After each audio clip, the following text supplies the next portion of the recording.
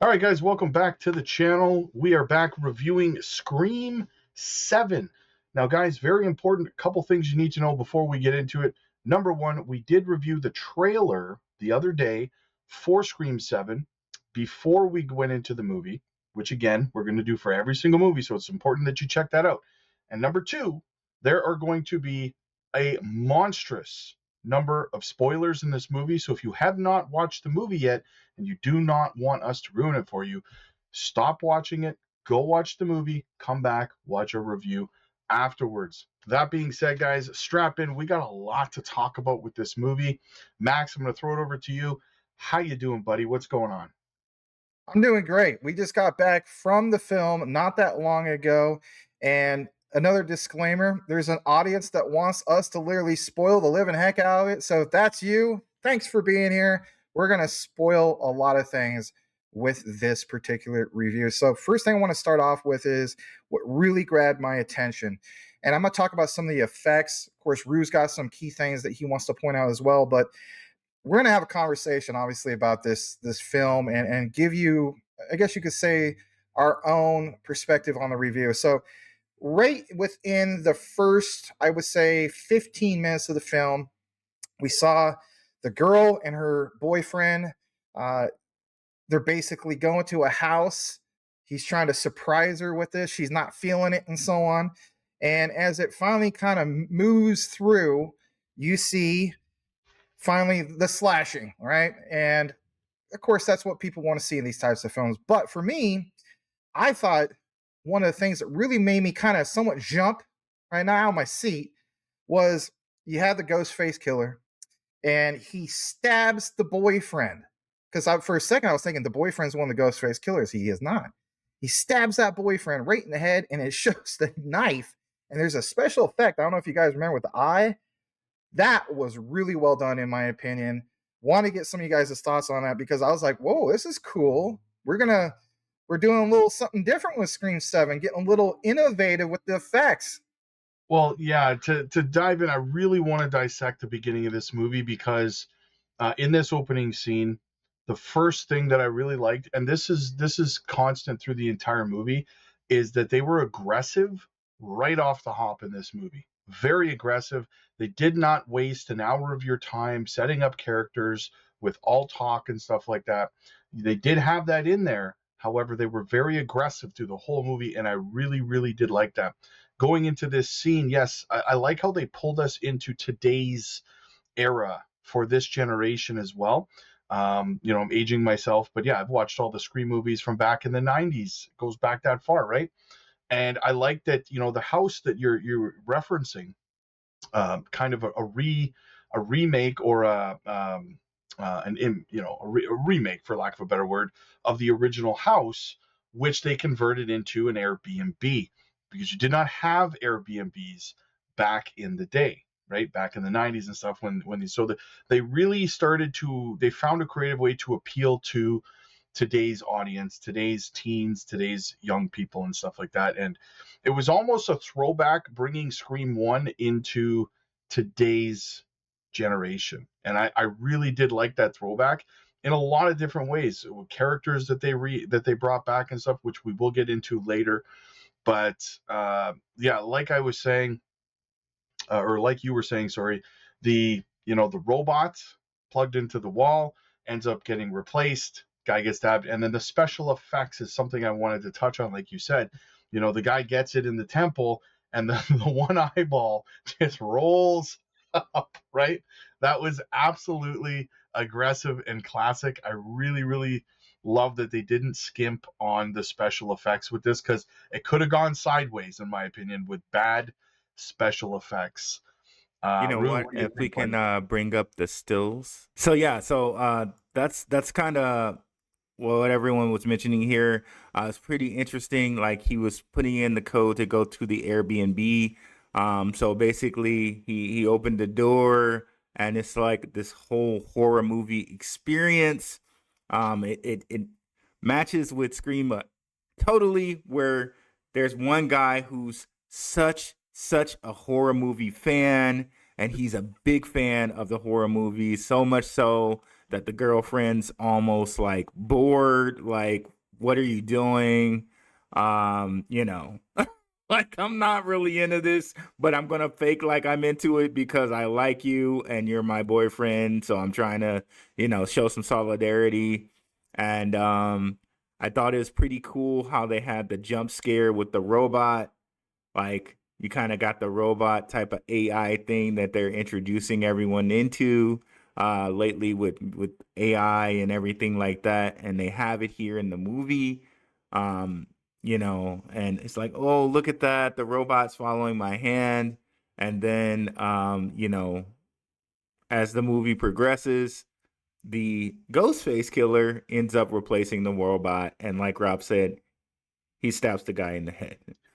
There is one thing, one critique I have to the negative when it comes to this opening scene as a whole, and that is like, I get that you wanted to open the movie aggressive and stuff like that, but I think that the writing could have been a little bit stronger in terms of why was the Ghostface killer there, right? They didn't really. I mean, you can assume why he was there and stuff like that, but at the end of the day, they didn't really touch on it at all. What he was doing there, why he was there. He was there. He killed some people, and then he told Sydney on the phone later that that's what he did, and it was okay. But why? Why were you there? Were you angry that they had this remake of the house? Like, what was your motivation? I think that they missed an opportunity there for some in-depth storytelling. You're right. Looking back on the movie from totality, like, there was really no reason to kill those two. Like, they had no bearing on the storyline. They weren't related to any of the killers. Like, there was really no reason to kill them, and I still don't understand Why why was he even they there? why was he there? Why was he there? Or why was the other one there? Why did they kill them? What was the motive? you can sorry, Max, I just wanted to reply to that. You can assume, like I said, since he burns the house down afterwards, that that was kind of the reason, that he was a little bit unhappy about the fact that they had this house, this Airbnb kind of thing. And but at the end of the day, why take it so personally when it wasn't any of the original killers to begin with?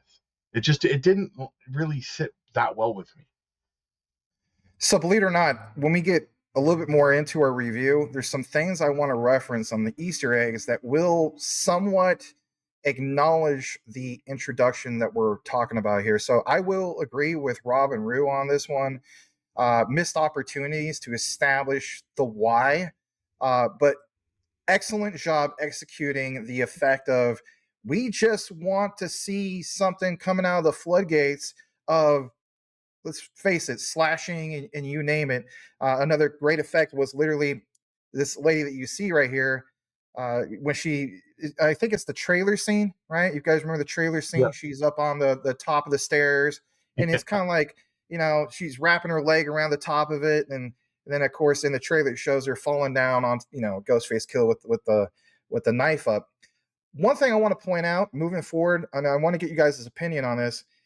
Every single time I thought that like a boyfriend or a key character was the bad guy, right? Like a ghost face killer, I was completely wrong.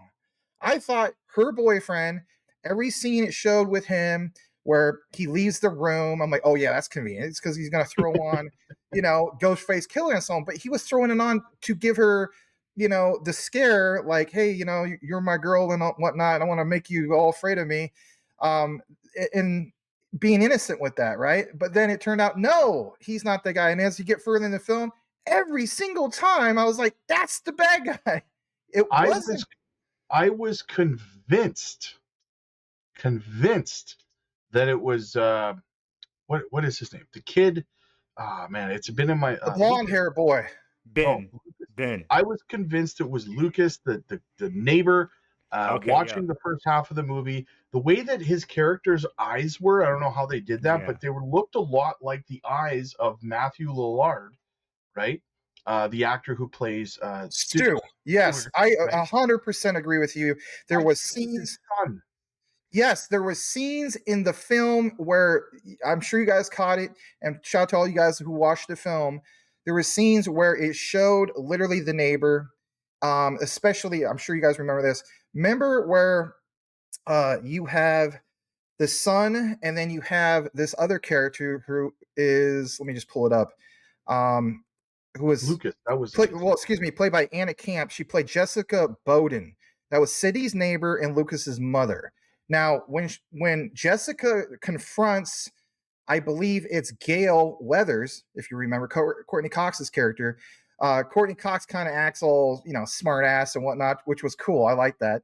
But of course, the son is just like, oh my God, Gale Weathers and all this and all that.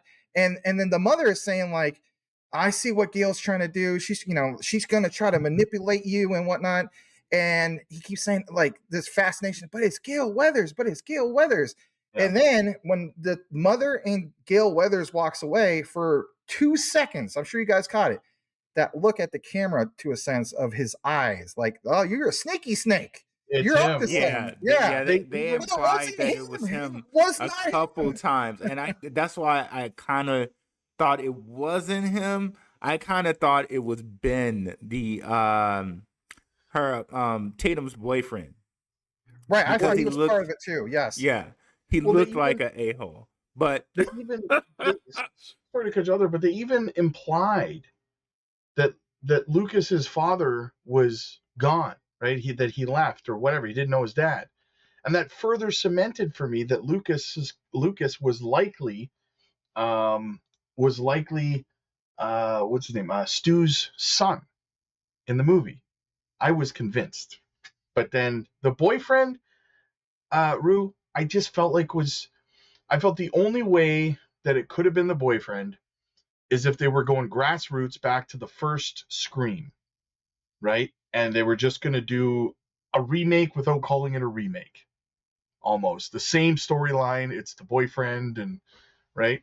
Well, I thought they set up the boyfriend kind of being an asshole. That's pardon my French. In that, like, he's sneaking into the daughter's room, and you got to have some big balls on you to sneak into the chief of police's daughter's room, right?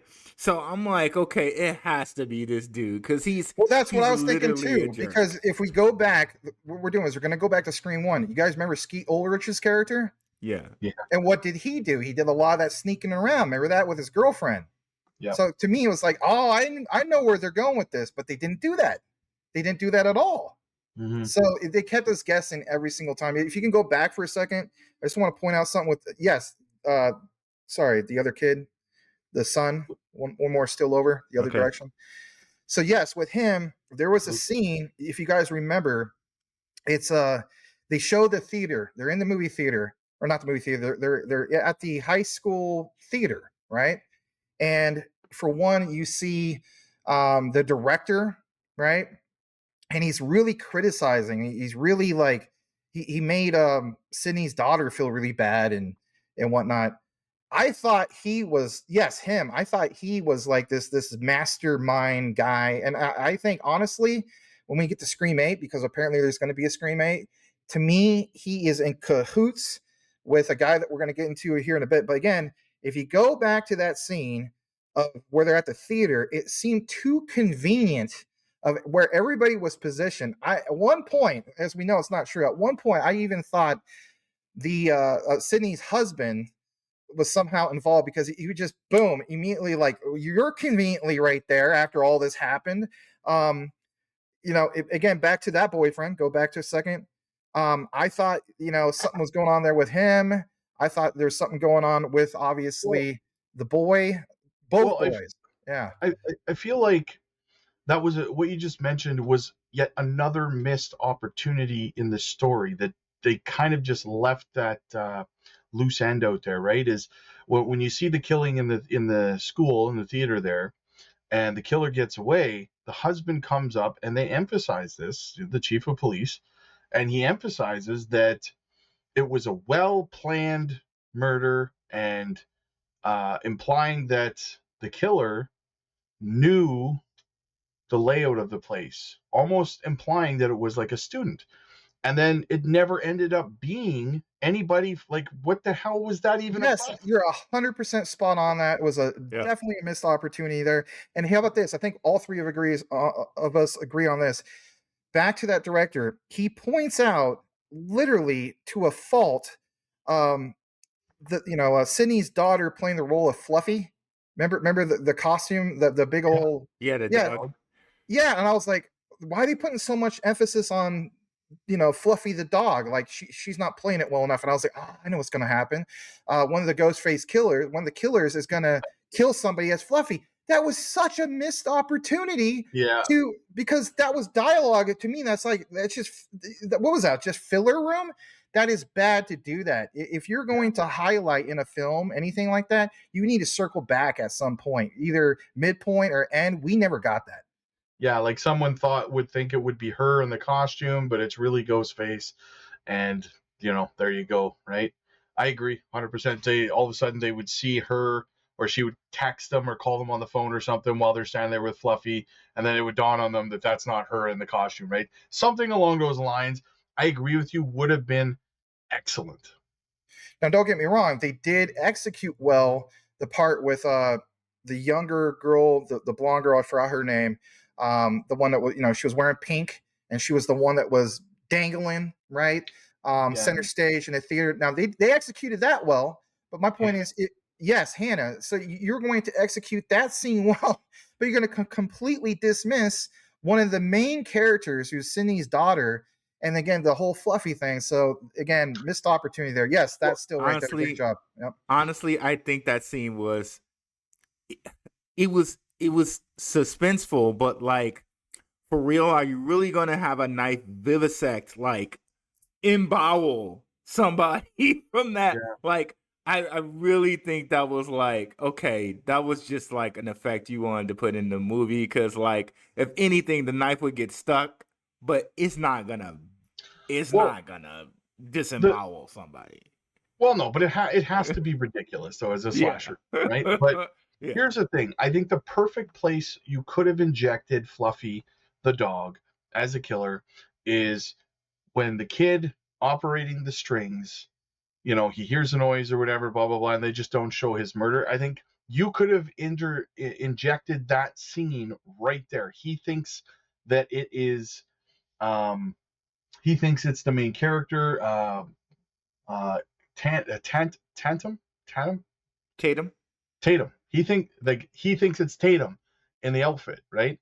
It turns out it's not. Tatum sends him a phone call or a text or something. He's like, "Oh, dead," right? And then Fluffy Ghostface takes over. I think that would have been the perfect place to kind of put that in there. I don't know. And I think I they agree. could have played off the theater a little bit more. Like I thought that was very clever, like having her be this actress. Like a killer, one of the killers could have just got mad that like somebody got a part that they were supposed to get or something like that. Like I really thought they were gonna do more with that, but really they just left it. Yeah. Yeah, I think we're all in agreement of that. The other thing I wanted to jump into is a little bit after the scene of the theater. So right after that, we have basically uh, Tatum and Sydney. They're at the house, their house, and basically one of the Ghostface killers is there, and of course Sydney's trying to protect. Yeah, a little bit in this area.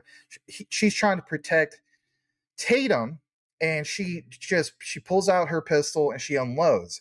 And of course, it's just like any other film, right? It's just like, yeah, you're basically like one of the Star Wars stormtroopers. You're gonna miss every shot, right? That type of thing. And I'm thinking to myself, geez, you literally had 7 movies to learn how to shoot. You have a cop husband, and yet you can't hit a freaking thing, right? But hey, that's part of the script. We can't just off everybody within a half an hour, right? Got to have more dialogue and suspense and so on. So, anyway, I just want to point that out. The other thing I want to mention Whoa, was, whoa! Don't jump away from that scene yet. oh, go ahead. Yeah, Yeah, I want to Yeah. go. Go ahead, Rue, and then Yeah, I'll. another thing that really annoyed me about this, and again, I know it's a movie, you want to have it like be suspenseful as a movie, but like them leaving the panic room pissed me the hell off. If it was my wife, I would say, I don't care if I'm dead, if I'm bleeding, you leave me outside and you take our daughter into the panic room. Like, Yeah. and you shut the door and you leave that door closed. Like, Well, my wife would have had instruction. That's what you do.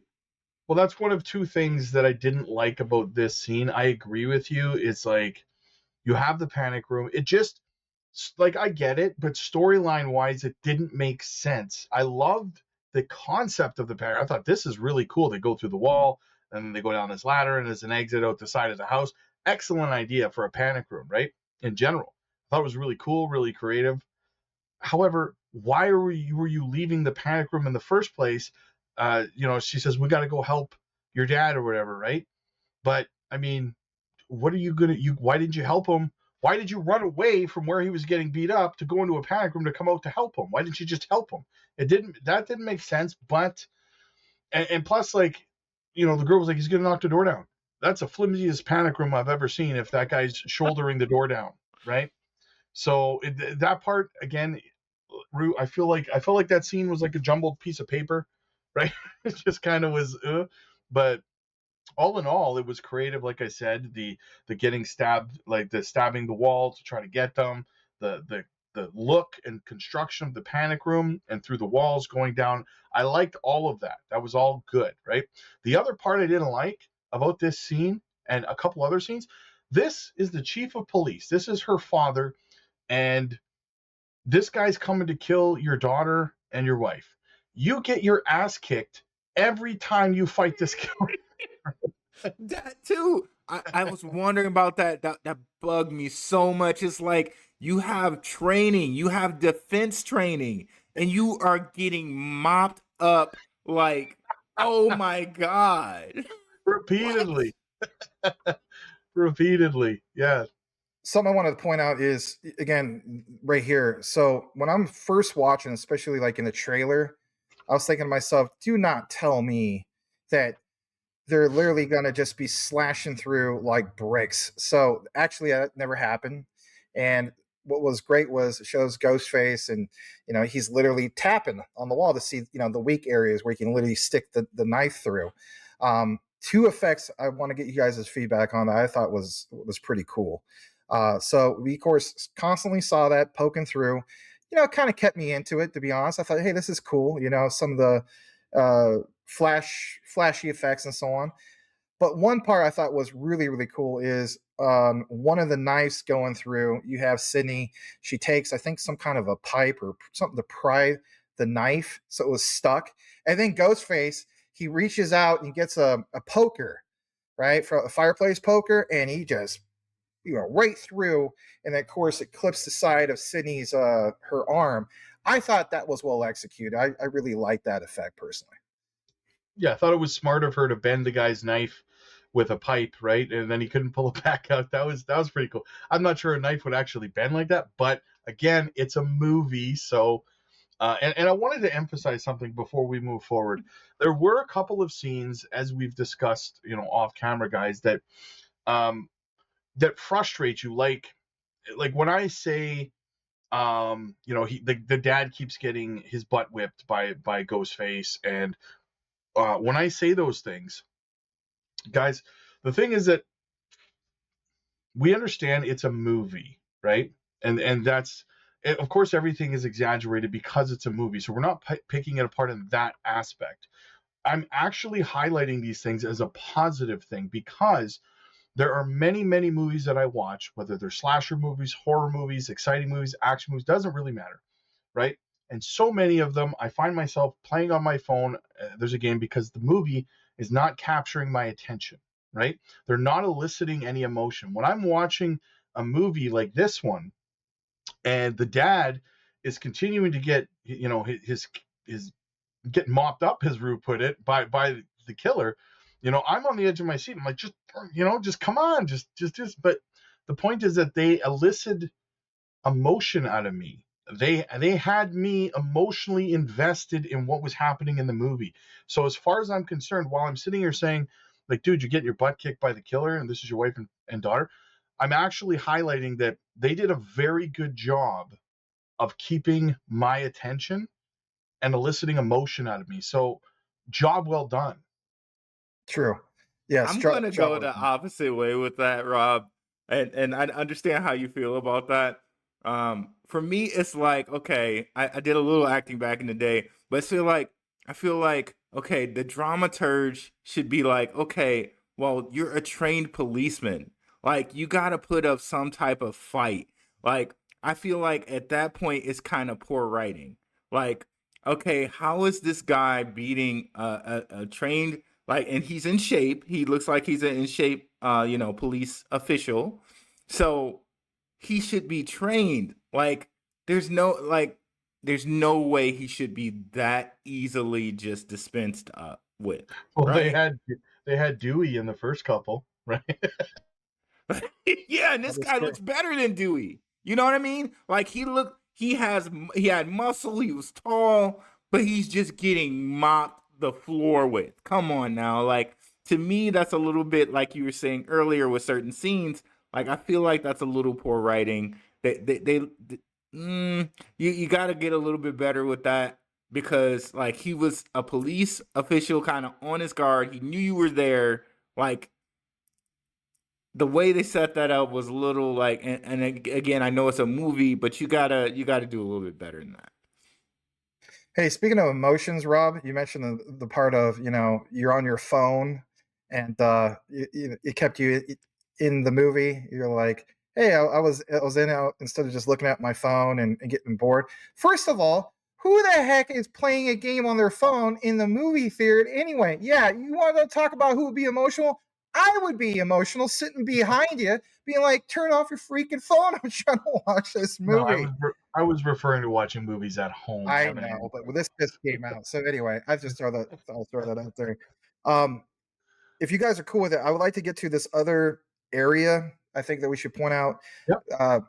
So two things. I'm glad you were already ahead of me, Brew. Gale Weathers.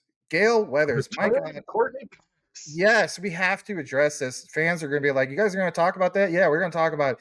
I actually was not expecting her to run over the first ghost face, and apparently that guy, according to the story, was an escaped mental institution guy. We'll get further into that a little bit later into our review. But yeah, I was not expecting that she was the one that ran him over. And when she came out, it was kind of like a homecoming. It was like a hero's welcome. I just want to get up and yell, yes, but I didn't want to make a scene.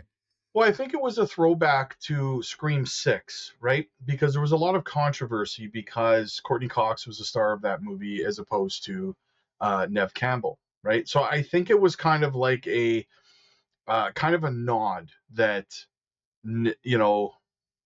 these two leading women coming together in this scene. I felt like there was a layer of we're cool, right? Like, and when I said like it doesn't bother Nev that Courtney Cox, like it's all good, right? Like I know a lot of people wanted to make that a big deal, and I wanted to kind of highlight this real quick before we move forward, and that's just Nev Campbell. I don't know if it's a personal choice or not for her, but I can't put my finger on why Nev Campbell's not in more stuff because her acting, for me, in this movie, she was one of the better actors in the movie. Her acting, I cannot complain about her acting at all in this movie. So why she's not in more stuff, I don't know if it is a personal choice or whatever, but she did a very good job. But back to Courtney Cox, I'm a big Friends fan, so I gotta say I was happy to see Courtney Cox back in her character, and I agree with you, Max. When that SUV slammed into Ghostface, I was not expecting Courtney Cox to get out of that SUV. Right. Yeah, I like how they set that up. Now that was actually some good writing in that he got ran over and like literally like drug underneath the SUV, and she gets out like, yeah, bitch, I got you. and Yep. Nev's like, just a little bit too easy. That was executed very, very nicely, the way that they did that, and perfectly acted. I have to put a little bit of a black cloud on it, though. Again, another missed opportunity to fill in some good storyline. why was Courtney Cox there? Like, what was the lead up to her going there? Why, like, just happened to show up? Why was she going to like? She You're said, right. well, I gotta agree with that. Yes, you're 100% on it. Please elaborate. yeah, she's like, well, the Airbnb house, there was a murder there, Ghostface, blah blah blah. So I had to drive all the way here from New York, whatever, to see you, right? Really, you couldn't pick up a phone? You had to drive Right? there. You just happened to pull up to her house when there's a ghost. I don't know.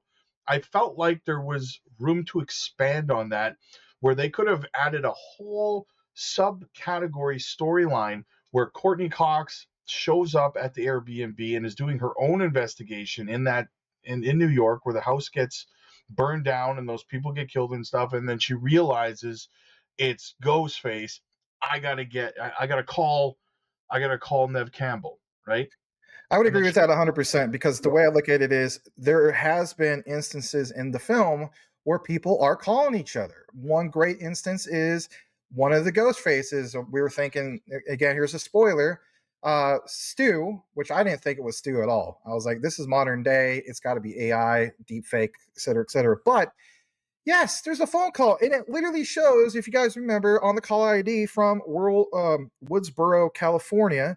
And then there's, of course, references of, New York, et cetera, et cetera. And I said to myself, yeah, you could have just basically Courtney Cox first establishing that phone call. It was a missed opportunity there, and it is what it is. But if you're cool with it, you guys want to elaborate a little bit more on this scene, Rue, or should we jump into another area with Gale? Because I think we should, because it's the references to AI again. And well, I think I know where you guys are going with that. Yeah.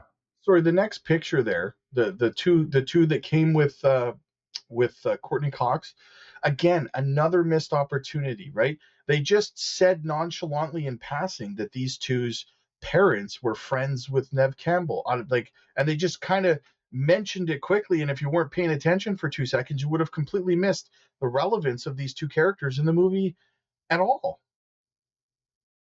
Yep. Agreed. Yeah, it was a little bit too quick, and obviously they're going to be in Scream 8. But anyway, what I was going to also point out is, all right, so we covered a lot, right? We covered a lot, but again, let's go back to Gale Weathers for a second. So we saw the whole thing of these references with AI. I don't know if it was necessarily the daughter character of Sydney pointing out the reference to AI, but immediately I was thinking, yeah, I get where they're going with this. And one thing I do want to give credit to the movie about was they didn't do the Tron Ares route. Shout out to you guys that have seen Tron Ares. Tron Ares, the whole film is like you already know what's going to happen with AI. It's because it's literally the basis of the film. But with this, they keep you second guessing. They keep you wondering if it really is Stu, if he really was killed. But shout to you guys that have been following Scream for a while. There's no way it's Stu. We Yeah. already confirmed him being literally like killed and in the ground and all that. So I was thinking, yep, it's got to be a deep fake, et cetera, et cetera. And then it jumps from that scene to this next scene where we're at. If you guys are cool with it, let's transition to this. The bar scene. Now, here's something that stood out for me at the bar scene, but go ahead, Rue. Before we transition there, like, I get it. It's a deep fake and everything like that. But then, again, this is part of the realism to me. It's like, okay, like, a deep fake is unbeatable technology. Like, the police chief's like, well, it's a deep fake. Anybody can do that. Like, they're forensic analysts. They're data analysts, right? Like, he's like, oh, it's a deep fake. Like, there's nothing we can do. Like, come on. He did say, I think he did say, though, back at the school scene, that they were sending that over to New York where they have the resources. Yeah. Again, it's more missed opportunities. And here's something I just want to touch on this real quick. So if you guys recall, the father, who is played by Joel McHale, he plays Mark Evans, the police officer, and Sydney's husband. Now, if you guys recall, he's pulling up to the station, right? And he's going to talk to, I guess, one of his partners or somebody else at the police station. I was thinking, all right, cool. You're going to call in all the king's horses and all the king's men, and they're going to back you up to go after Ghostface killers and whatnot. Nope. As soon as Cindy calls, it's just like, stop. The whole world is going to pause. We're going to drop everything to Every attend. officer. Yeah. And it's just like, poof. It's just this one guy. This one cop comes, and what happened to the police force? Am I off bases here? Come on, guys. No, you're right. You're right. Yeah. Anyway, so apparently we are going to transition with this, which is fine. So what I want to point out is that you go to the bar scene. You guys remember the whole thing of the bar scene? Oh, yeah. Mhm. So we have the two, I guess you could say, yeah, we had those two, right, that work with Gale Weathers. I like their characters personally. And so they're there at the bar. You have the blonde-haired boy who is the boyfriend of Ben. Yep. yes. And then we also have the other boy who I was thinking was one of the bad kids. Yeah. Lucas. Yes. Bear with us. So anyway, notice as soon as that scene starts, Lucas and the other boy is super defensive. I was like, why would they be defensive? Because they are freaking Ghostface killer as well.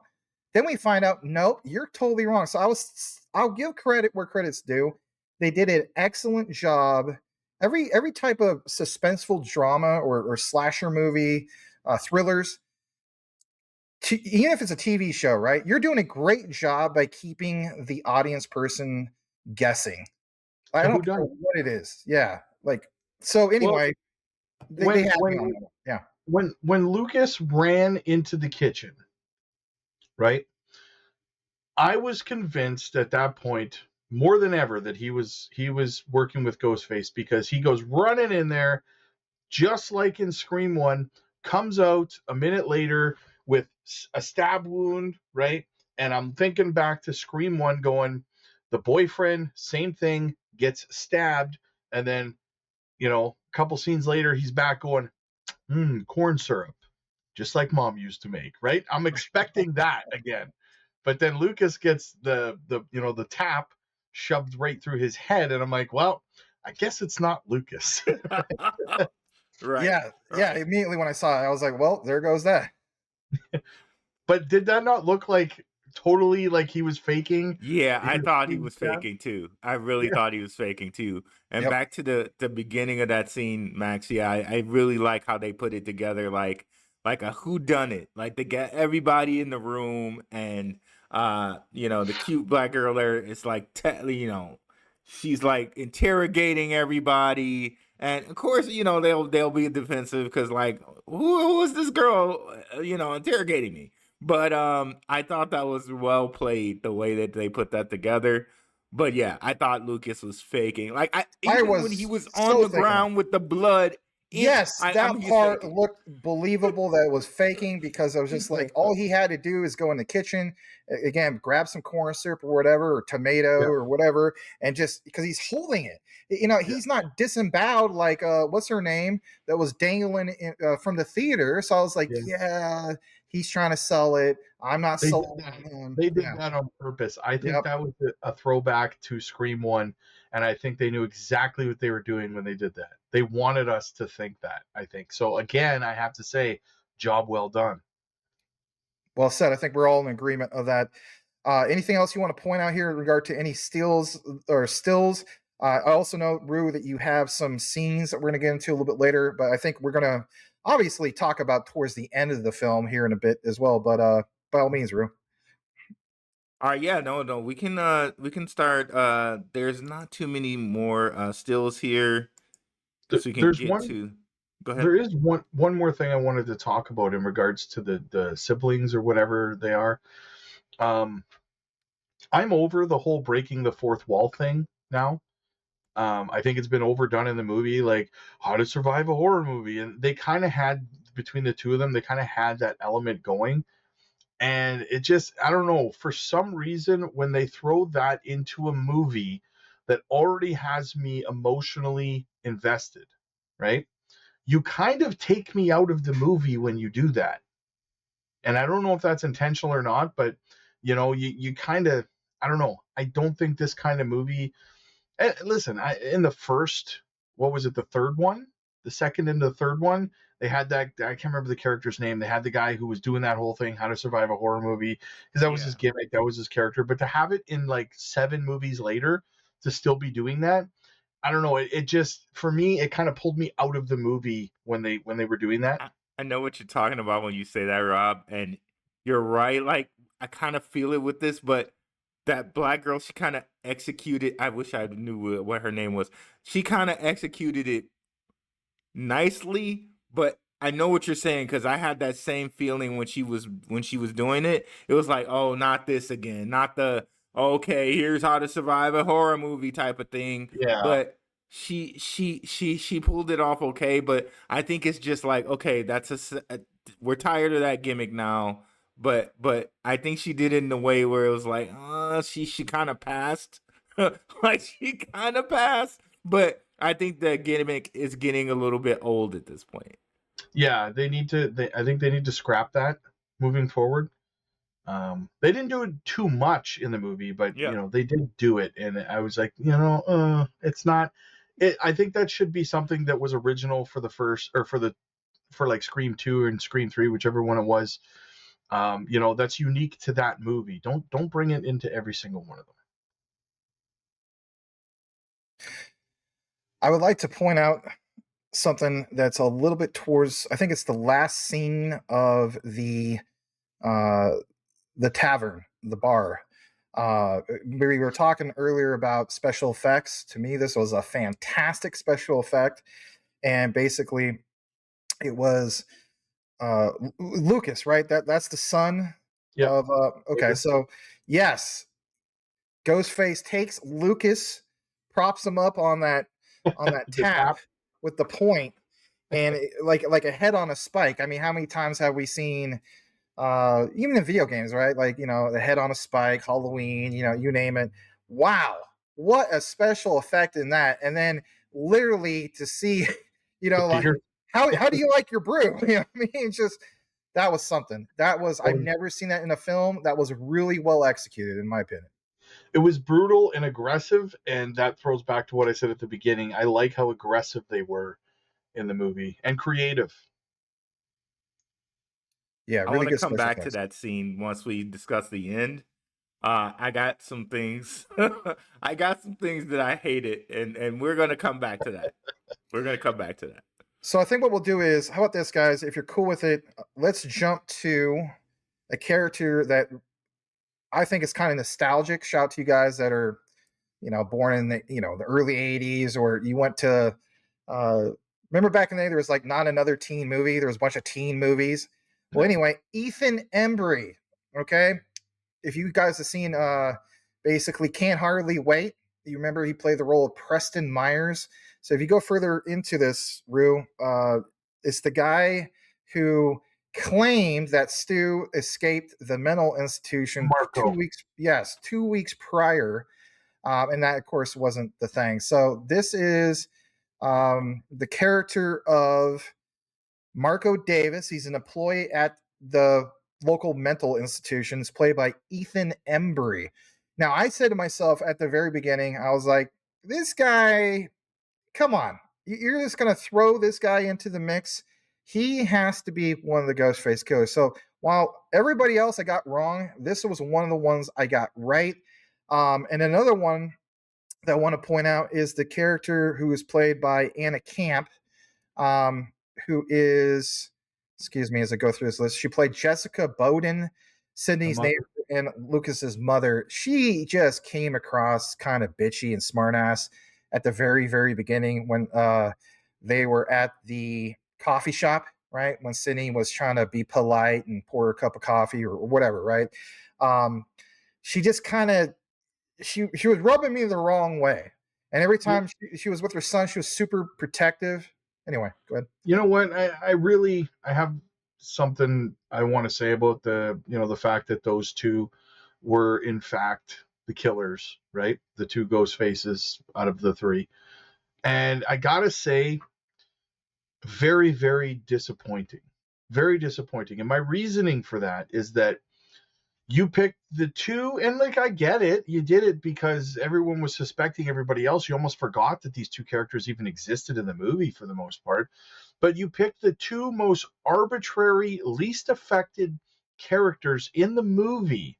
Like this girl went psycho because of a book Sydney wrote. And I know you got some stuff to talk about when it Yes, I comes to the do. book, but you know, before we end it, I just want to say I felt very, very underwhelmed when the masks came off, and it was two of the most, like, they probably had the least amount of scenes in the whole movie, the most arbitrary characters, except for like Stuntman 1 and Extra 2 for cops or something. I'm like, really? Like, I don't I, know. And then I, again, another missed opportunity where they highlighted how the kid who got hit by Courtney Cox, who was the first Ghostface who got killed in the movie, right? They highlighted briefly how he was connected to these two, right? But I just felt like the whole connection to these three killers was so underwhelming, and I don't know, I just underemphasized, and the fact that the motivation was like a book that Courtney Carr. I don't know. I I, felt rushed at the end. I agree, Rob. Like now, flash all the way back to the beginning of the movie where the two kids that go into the like mock horror place died. There was Yes, no reason to kill them. Like they have no connection to the three of them. exactly. None. None. And and now we're supposed to think, okay, well, you're just mad at a book, and one of your mental patients decided to help you kill Sydney. Like I could think of like, okay, the director would have been a better choice. The director of the the school play where and they were kind of trying to make it like it might have been him too, but he would have been a better choice to me than any of these two. Like Well, it's yeah. here's a missed opportunity between these two. Okay, so the story is she's at the institution, right? And this guy, what's his name again? He works there. The Um, Ethan Embry character, you mean? Marco. Yeah. So Marco Marco works Davis, there, yeah. right? So that's where they meet. That's fine, right? But they imply that the reason he's involved is because he has a thing for her. Why else would he be, involved unless he had a thing for her? And the best way to execute that, in my opinion, throwing back to previous Scream movies and slasher movies, would be that in that final scene, right, where the daughter's in the chair and stuff, they emphasize how obsessed romantically he is with her, and then she ends up killing him because he irritates the shit out of her or something, right? Because she's got this whole plan and she's got to get rid of him or whatever and frame him for the whole thing or whatever the case might be. They didn't do any of that stuff, right? There was no emphasis on the relationship, whether romantic or otherwise, between her and him. So, what is his motivation to be there killing people? So believe it or not, I have an answer on this, and if anything, this will be the Easter eggs. And then, Rue, if you're cool with it, we would like to have you, by all means, share the scenes you didn't like at all or Sure. hated, et cetera, et cetera. So I do want to address this because actually it'll come all full circle. So number one, please keep in mind, everybody, the first original scene with the boyfriend and girlfriend at the Airbnb whorehouse. Uh, that is something you want to pay attention to. So, for one, let's talk about this for a brief moment. I'm going to share a couple pictures. So, let's actually just pull this off for just a moment. And yeah, what we have here is this picture. Hopefully, I can pull up on the screen. So this is the book that's referenced. It's not a real book, by the way. This is fan art. Okay, I did see if somebody actually like if they third partied it out and they made a book, which would be pretty cool if they did, because if you're a hardcore fan of Scream, this would be right up your alley. But anyway, it's called Out of Darkness. This was referenced in the film. True Story of Survival by Sidney Prescott. There's even the back part of the book which says a true story of survival Out of Darkness is the gripping first-hand account, yada yada, right? But again, focusing on her strength, fortitude, and coping with tragedy. The reason I want to point this out, basically speaking, is even if you guys want to do like a Wikipedia search, it says here Carl Gibbs, the guy at the very beginning who gets run over by Courtney Cox's character as Gale Weathers, he was a murderer who escaped from the mental institution. Okay. Well, check this out. I gathered some other key things here, and if anything, I'm going to pull back up what Rue has. So let me remove that. So, from what I gathered, all right, in regard to this book and all this crazy malarkey, none of these characters, because remember how we talked about, like, what was it earlier? From the phone call? You guys remember the phone call? It came from a Ghostface killer. On the call ID, it said Woodsboro, California. Well, none of these characters, you guys are welcome to look this up, are tied to pre-1996 first Scream movie life at all. You can look that up. They have, like, is there a connection to a mental institution even way back before 96? Or a psychiatric hospital or asylum or a similar facility? From what I gather, no. But in the book, according to all the fandom and so on, her backstory focuses on her mother's 1995 murder. The family secrets, like, for example, the half-brother, some of you guys are hardcore Scream fans, Roman Bridger, and the high school trauma. But there's no mentions of any institutionalization, childhood friends, such places, or related references. However, as we saw in Scream 7, the only time this is ever mentioned is with these new people. So for one, Carl Gibbs, again, the guy who gets run over by Gale Weathers. He is, in fact, an escape patient from Fallbrook Psychiatric Hospital. That's the exact name of it. He is obsessed, of course, with the Stab films. Now, again, if you remember, in the Airbnb horror house, you see a lot of the posters referencing the Stab films. The boyfriend, who is a big fan of it, he quotes a lot of things. He's asked questions by the Ghostface killer. And, of course, he answered correctly. But what's her name answered a different thing that was, I think, Friday the 13th related, and she got it right and he got it wrong. But anyway, Carl Gibbs murdered 3 women around 2006, but had no connection to Sydney or the events of the movie. Now, Marco Davis, played by Ethan Embry, is in fact in the hospital. We saw that. But Jessica Bowden, who is Sydney's adult neighbor / friend in Pine Grove, Indiana, which I didn't know it was taking place in Indiana. I apologize. But she spent time at the hospital later. And from what I also gathered, earlier films contain 0 references to all this. So you get thinking, well, what the heck, right? But her trauma is handled through therapy, like coping.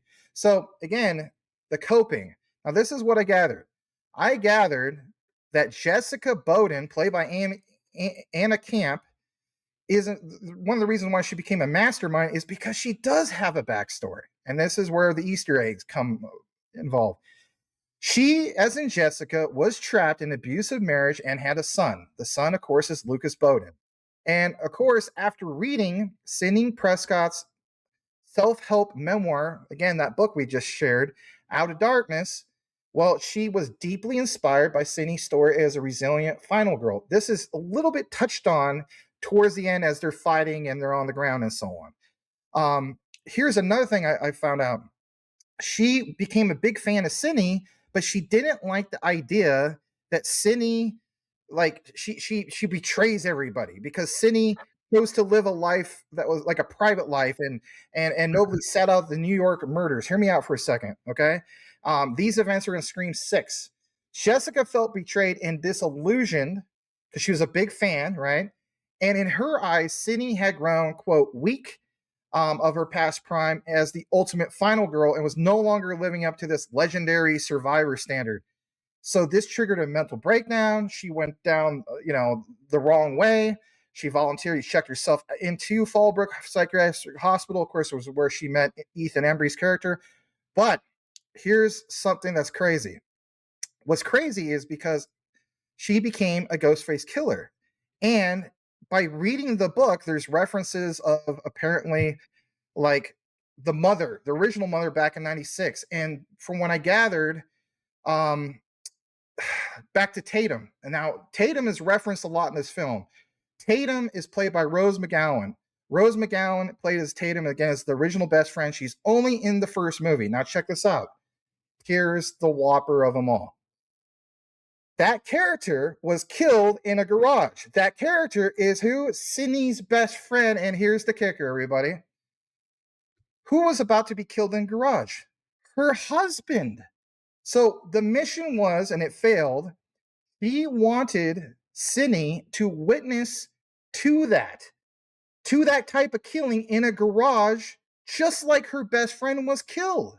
That's what I read. That's what I gathered. Definitely want to get your thoughts. I know it was a lot to explain, but my goodness. So they didn't do a good job of explaining that on the backstory. So is that the part that they're trying to execute in the next movie? Like that, those are for the fans that want more. My answer is I think that's what's going to happen. Well, I mean, I don't know how they would address that in the next movie exactly. She got her face blown to high heaven at the end of the movie, and so did Marco. Got one between the eyes, right? So they're gone. Lucas is gone.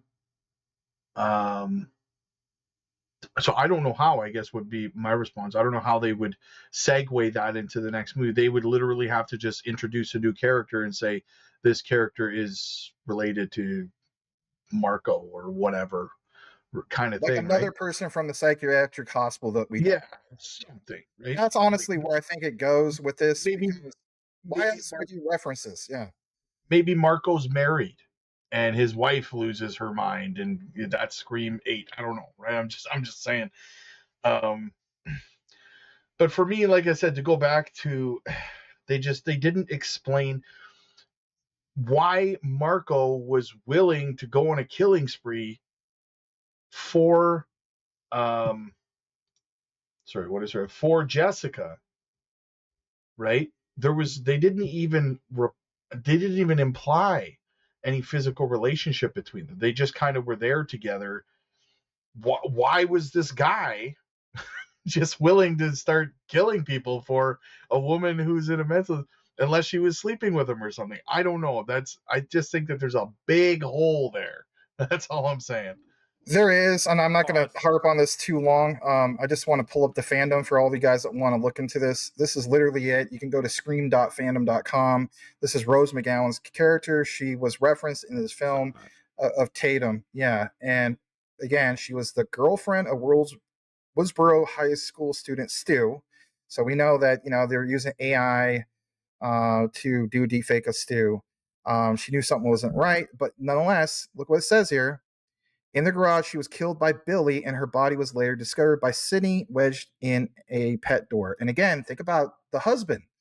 The husband was about to be killed in a garage. So again, I think, if anything, the antagonist wanted to do that same type of thing. But in this film, did they execute it well? Well, apparently not. But anyway, I just want to give you guys some of that proof there if you guys want to look more into it.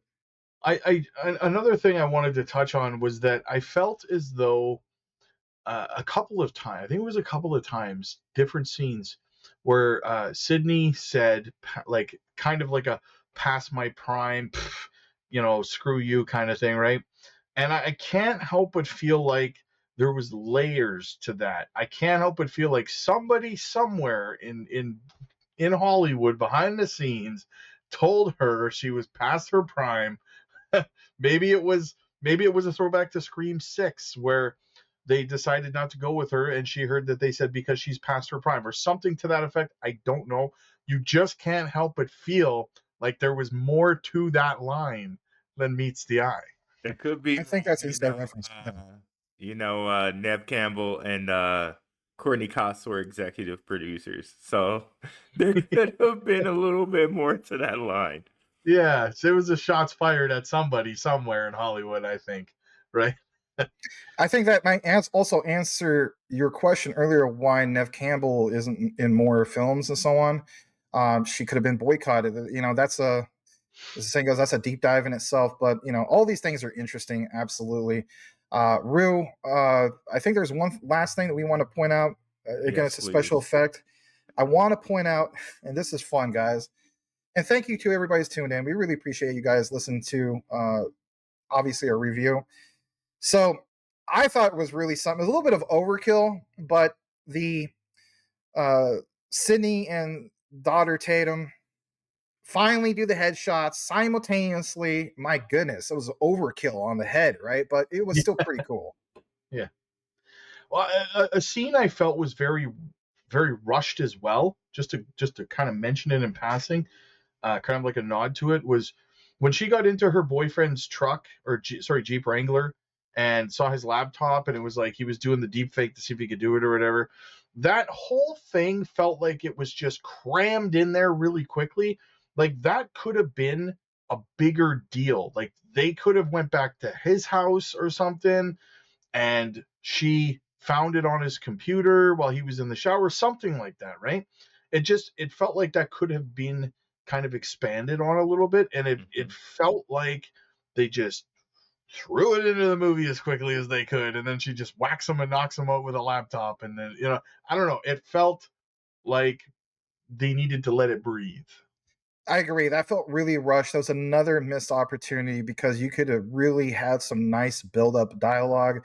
To be honest, I mean, do we circle back to this in deleted scenes in the future and find that out? Maybe they just decided, hey, you know what, we need to cut this out. The runtime's a little bit too long, et cetera, et cetera. But I think there is something there. I mean, why bother through all of that? There was so much build up to that, and they just rushed it out and just we're done. Come on. So, guys, if you don't mind, I want to go over some bits. Like, I really liked acting back in the day. I used to do some acting back in the day. Was in a little independent film. So, like, I want to do the bit of best character, best acting. Okay, most hated character and most hated scenes. So, best acting to me was the Chief. Like the Chief, he did a really good job acting. You could kind of tell that like Tatum was like daddy's girl, because it came up a couple times where it was like Nev was like, okay, she didn't want Tatum to wear her jacket that she found in the attic. And then the dad was like, well, that's on you for not, doing this or sharing this with her. And I'm like, for real? Like, she went and got some of her mother's stuff that didn't belong to her, and you're telling Sydney that it's on her. But that makes sense that he would do that because he's more of like he's the person that Tatum relies on, because Sydney's a little bit distant, right? And he obviously let her build a panic room, or he built a panic room for her.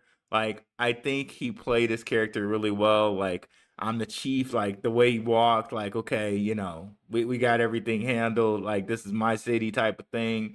Like, I thought he did a pretty good job, and like his motivation behind the character was really good.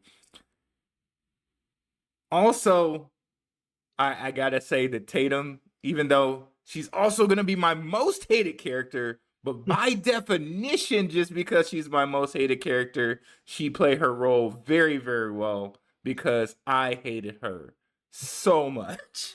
I hated the character of Tatum so much. She was so selfish, and we know like teenagers can be selfish, right? Like that age is the age where a teenage, particularly, sorry, women, daughters are really, really selfish at that age, right?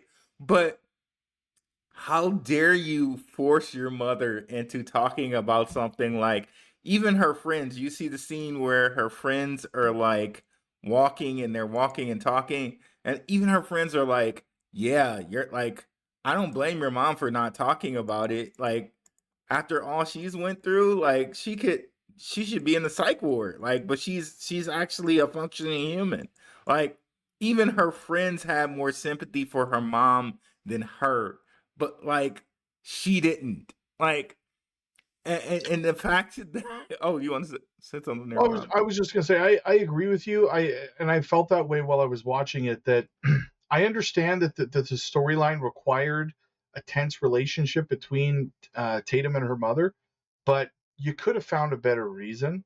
I found it very superficial, to like a superficial reason to have such a deep tension.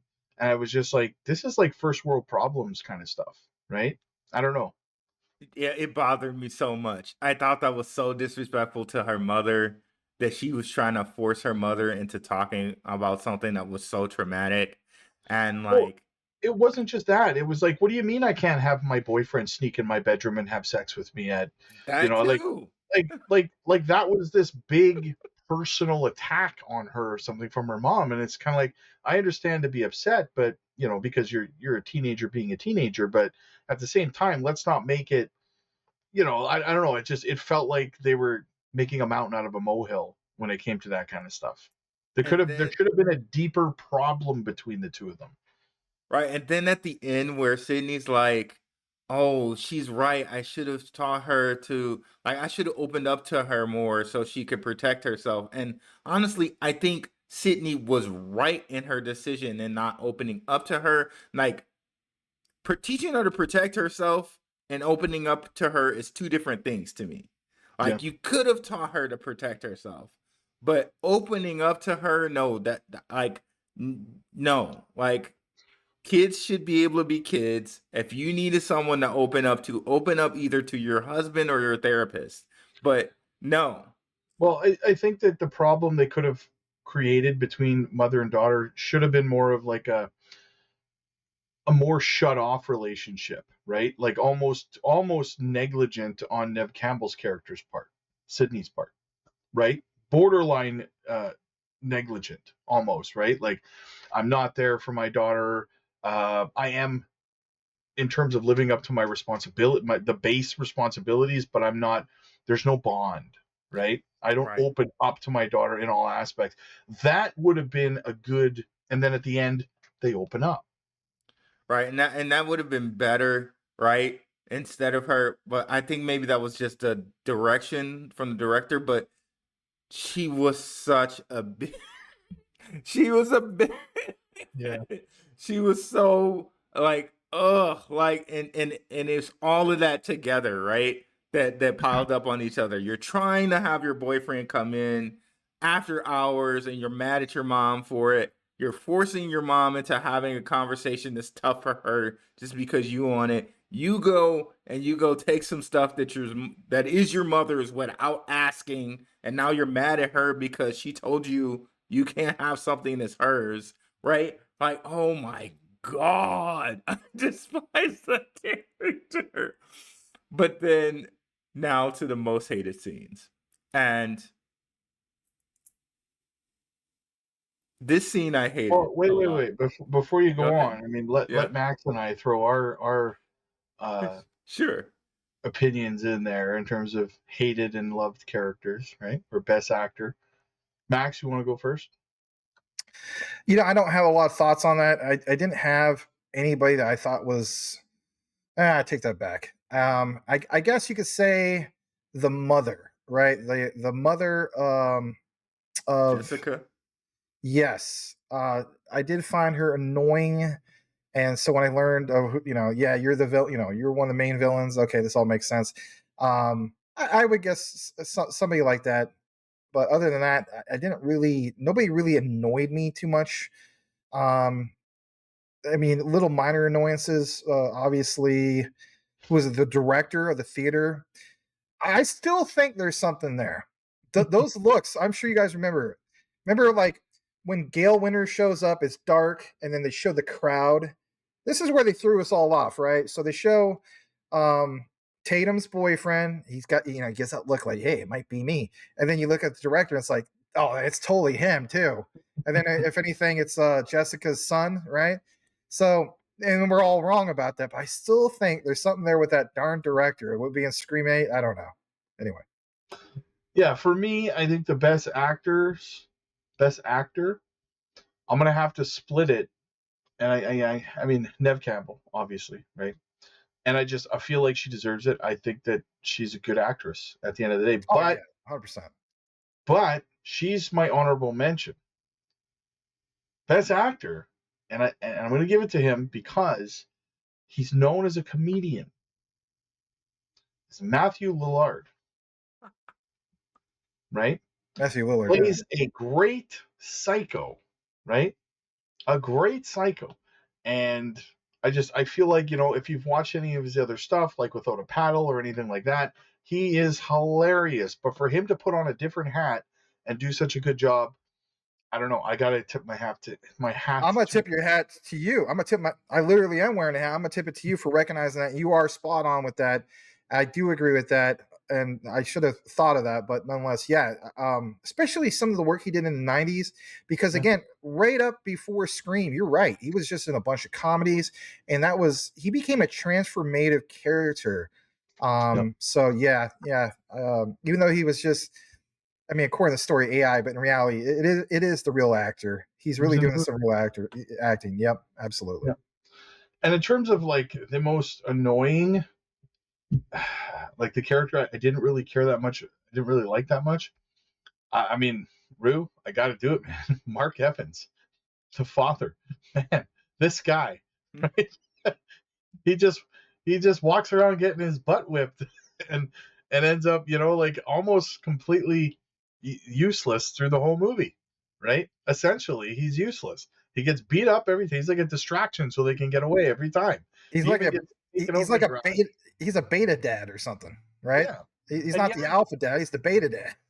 Yeah, and then yes, okay, he frees his daughter's legs from the chair, and stuff because he's still kicking around, but I don't know. He irritated me a little bit, his character. I did like how compassionate and understanding and open-minded he was, like you touched on earlier, Rue, in terms of being a father and a leader of a household. So I did like that, but yeah, I got to give him you annoyed the shit out of me. Okay, then most hated scene. Okay, now the motivation behind it. Now, when I look back, the motivation behind it was great, but how it was, if you actually think about what actually happened, absolutely impossible. Absolutely impossible.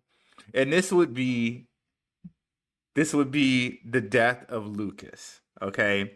Now, the motivation behind it. How dare you? The motivation behind it, when you look at it, he was the one that was pretty much the most brutally murdered. If you take out the girl that was hanging and she got vivisected and disemboweled, he was the most brutally murdered. Yeah. And his mother was the one that murdered him because she said, "Oh, okay, he's just like his father," which makes sense, right? Because the father abused her. I don't know if they're implying that the son abused her as well, but she said he's just like his father. Like she had nothing but disgust for her son, which is kind of interesting because when you see her talk to Gale and everything like that, it seemed like she actually had love for him, but you never know. Some women can do that. They can actually do that in front of people. They'll be one way, but they actually feel the total complete opposite way. So there we go with that. But she brutally murdered him, and it must have been he's just like his father. Okay, that makes sense. That felt personal. That type of death, to kill him like that felt personal. Mm-hmm. However, you see her, she's a cutie. She's a cutie for her age here. You know what I mean? About 100 and something, 20 pounds maybe. There is no way in hell she's lifting that boy by his head. Yeah. And driving his head through a pike. I'm sorry, Blondie. There's no way you're getting that done. Okay, yeah. Unless you're just not getting that done, girl. I'm sorry. And that's why they call it Hollywood BS. Yeah, girl, you're not getting that done. I'm sorry, but people are gonna say, "Well, how it wasn't the guy?" Well, it wasn't the guy because she. Oh, go ahead. I'll throw my hat in there and say, I doubt the guy's strong enough either.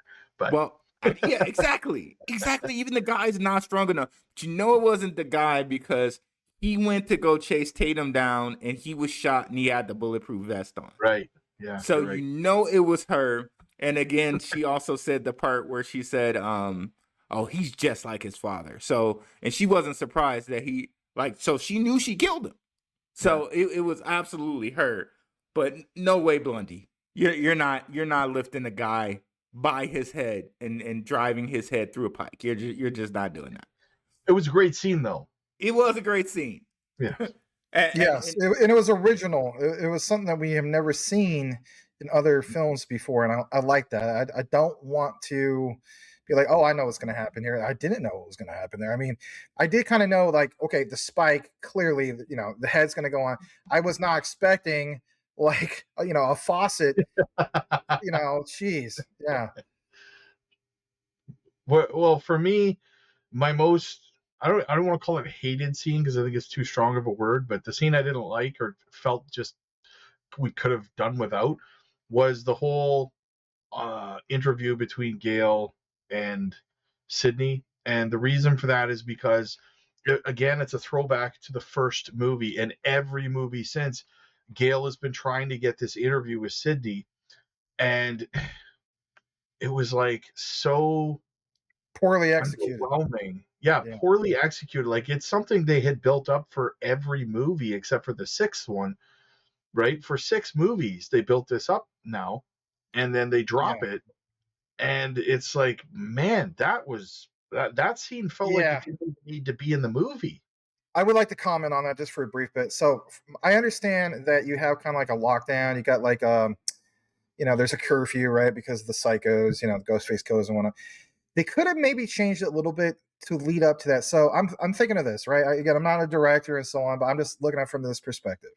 Picture a different scene where you have a whole bunch of people, of the local people, and let's say, for example, there is no curfew yet, and they're at like a bar, or you know, like a Buffalo Wild Wings, or something, right? They're watching a sporting event, and then it kicks to like where they're normally looking at on the screen to, we have breaking news, blah blah blah, and then just kind of like it captivates everybody that's in that scene to like, whoa, what's this? And then boom, Sidney Prescott exclusive interview with Gil Weathers and so on. Like that'd be more of a buildup. And then what I was also hoping for, and we didn't get this, was where you would have the AI Stu, right? And he is communicating while everyone is captivated in this moment, right? That they see on the screen. And then something special to happen, like really intense, where it just blows everybody away. Like a big gasp, like, oh my God, you never got that. See, it was a missed opportunity. I'm kind of looking at it in a different direction where I feel like since they had been building that up for 6 movies, right? And Gale 30 years. 30 freaking years, yeah. Gale even says that. She says, I've been waiting 30 years for this, right? Kind of thing, right? And I feel like that was an opportunity to really, as I talked about earlier, elicit emotion from your Scream fans, where they could have had a complete breakdown, conversation, debate, argument, whatever, emotional conversation, bringing up characters that had died in the first 5 movies, 3 movies, whatever. You could have been talking about Dewey, and you know, I feel like that was a really good opportunity to really throw some nostalgia into the movie between those two, and they just took a steamer on it. Yeah, I'm gonna agree with that. And you know, the bottom line is this, guys. Let's face it. Who's the real missing element of all of it when it comes to Scream? Wes Craven. So when we talk about that, you know, the directing, he is the big missing element. I mean, literally, Scream was founded with what he did, his involvement. And RIP, right? Wes Craven passed away back in 2015. So there you go. Yeah. So should we do our stars? Yeah, I was gonna say. So what do you think, guys? We'll do our stars. I'm gonna go last if you guys don't mind. No, no problem. I'll go first. I give this film 2.5 stars. Earlier I was thinking maybe 3. Like, is it a good one and done? For me, actually, it is not a good one and done. I could have went and saw something different. I know it's disappointing for some Scream fans. If you are a very like you're just Scream is all you, then I can understand somebody giving it a little bit of a higher rating. But for me, I just think there's better Scream films. A little bit of disappointment there. So it doesn't give me, at least a decent rating of a 3-star or higher. The most we do is 5 stars. So just giving you guys a heads up. So 2.5 stars for me. Okay, for me, I'll take 2.7. It's just below like a decent movie. There's just too many holes in the script. Like the two people who died in the beginning that really didn't have any reason to die. Like we still don't know why they really killed them. So the holes in the script for me, everybody did a pretty decent job of acting. I don't think there was like anyone that was like a real missing link there, but because of the holes in the script, I have to give it below a 3. So we'll go 2.7 for me. Well, I'm looking at a few factors. The acting, as you guys talked about, the acting, I really appreciated the acting because I'm the kind of person that when I'm watching a movie, if the acting is lagging, like if I'm watching a Brie Larson movie, I'm outside emotionally. I'm outside the movie. I'm not drawn into the movie, right? So the acting, I really appreciated the acting across the board. I don't think anybody really fumbled the ball in that aspect. Creativity in the movie was fantastic. I think there was some good creative stuff. I agree with you guys both. There was a lot of holes in the story that either could have been better told or expanded upon. A lot of missed opportunities and stuff like that. But I got to go 3 stars. I got to go a full 3 stars because all in all, at the end of the day, again, like I told you guys at the beginning of all of this, it takes a lot to hold my attention for an entire movie. For you to emotionally, like to elicit emotion out of me while I'm watching your movie, it takes a bit, right? So for me, if I'm not even thinking about my phone, if I'm not thinking about anything except for what's going on in the movie, essentially, metaphorically, if I'm on the edge of my seat for the whole movie emotionally, you've done a good job, right? So I like Max said, it's out of 5 stars. It's going to be very, very rare, in my opinion, that you see a 5th star, like 5 stars out of any of us. I'm not saying it'll never happen. Maybe it will, maybe it won't. Who knows? But we don't just want to willy-nilly throw 5 stars. I got to go 3 stars because they did consistently elicit emotion out of me while I was watching this movie. I guess that's what we have.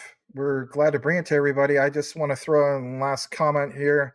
Again, for me, it's not a good one and done. Rue, do you think it's a good one and done? What do you mean by one and done? Like you saw it, you're done. You're not going to want to watch it again. I'm looking at replayability. Oh yeah, it's one and done. Yeah. Replayability. No, I'm not. But then again, I'm not really like a horror guy like that. Not that like it scares me or anything like that. It's just not my preferred genre. But yeah, one and done for sure. Rob, one and done? One and done. Yeah, I'll probably never watch it again. All right, well, there you guys have it. You guys have our stars, our reviews, and so on. And Scream 7, that's a detailed review.